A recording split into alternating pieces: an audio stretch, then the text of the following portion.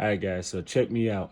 A lot of y'all are wondering how I'm using these small 68 size needles and embroidering structured caps without breaking the needles. And the answer is you have to close what I call the needle break zone, okay? And I call it the needle break zone because it is the zone between your presser foot and your needle plate where they do not touch, right? So the zone between them where there is a gap. So in that gap, if I have a hat, a structured hat in between there, and my presser foot only goes to there or only to here or only to here, wherever your machine is set, then the presser foot goes there, but the needle keeps going down. The needle is a part of a different trajectory, and the needle is going to keep going down into the bobbin, let it catch, and then come back up, right? So if my needle continues down from this space in that needle break zone right there, and only the needle is passing through, and it's a structured hat, that hat is concaved, right? It's bent.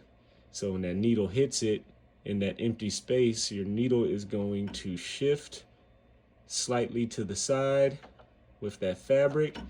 It's gonna strike your plate up here, and your needle is gonna break. So that needle break zone, the space right there, you want that as small as possible. Now I have mine set to drop all the way down. It's tapping my needle arm plate. Not very hard, but it is making connection. And the way you see where yours is actually set is by running your axis, your main axis, and turning the knob that turns your main axis. So on the EM1010, it's on the back, that knob right here. So I'm going to see if I can keep this recording and reach back here and twist it. And you see, now I'm getting through that main axis. Mine goes all the way down. Y'all see that? Before the needle starts to press through, mine goes all the way down. And if yours stops here, because that's where you've got it set, and that needle starts to press through from there, and it hits that cap, it's gonna turn, it's gonna break.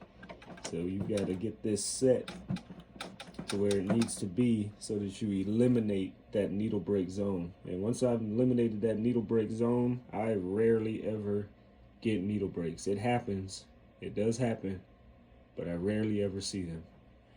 I hope that was very informative for y'all and answered some questions on how I am using these very small needles, 68 size needles, on my structured caps. And I did use these same size needles whenever I was stitching through that